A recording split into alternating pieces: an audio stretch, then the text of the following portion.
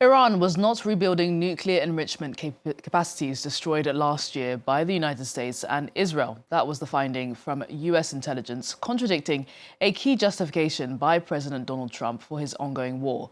Well, the scathing revelation came out during a Senate committee's questioning of the intelligence director today. Tulsi Gabbard had written that statement in a statement that she was going to read ahead of the session. She decided to omit it at the beginning of her questioning. Well, let's cross live to Washington and speak to Fraser Jackson, who's going to tell us more on this. Fraser, good to see you.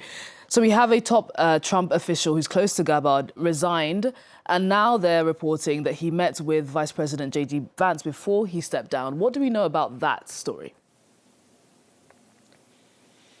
Yeah, recent reporting from the Washington Post and the Daily Beast saying that Vance met with Joe Kent the day before he resigned and encouraged him to speak to the president before he made any final decision to step down. Now, Joe Kent, of course, the head of the National Counterterrorism Center, who works very closely with Tulsi Gabbard in her role as the Director of National Intelligence. It was unclear, however, whether Kent had indeed taken Vance up on his advice and done so and spoken with the president.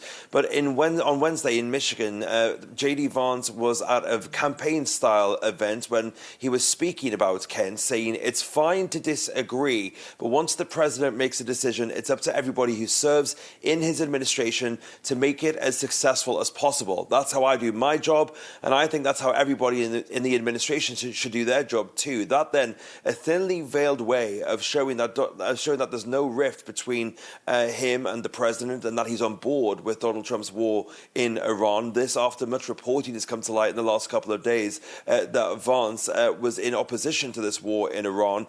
J.D. Vance himself has only been seen in public with Trump once since the war broke out 3 weeks ago, and that was just yesterday when the Irish Taoiseach was in town. J.D. has been pushing back against reporters and accusing them of trying to drive a wedge between him and the president.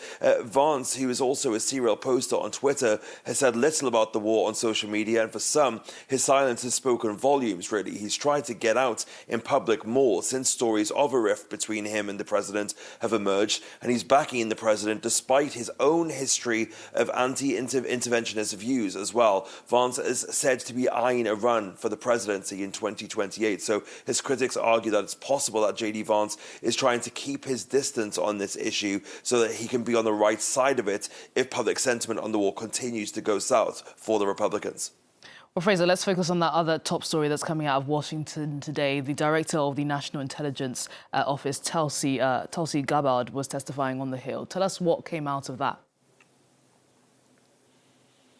Yeah, Gabbard has spent the last couple of days speaking before House and Senate committees, and today, on Wednesday, she dodged multiple times when asked whether there was intelligence that Iran posed an imminent threat to the United States. She was also accused of omitting intelligence about Iran's nuclear capabilities while briefing senators. That stems from the fact that in her written testimony, the Director of National Intelligence claimed that Tehran hadn't tried to rebuild its nuclear program since it was targeted by Donald Trump last June. But she didn't say that in her oral statement, which led to allegations from Democratic senators that she was trying to not contradict President Trump's position, which has been given as his reasoning for starting this war in the first place. Gabbard also said Iran's regime was intact but largely degraded, but dodged when asked about nuclear ambitions for the country, insisting that intelligence agencies were not capable of deciding whether Iran posed an imminent threat or not. She said the only person who can determine what is and is not an imminent threat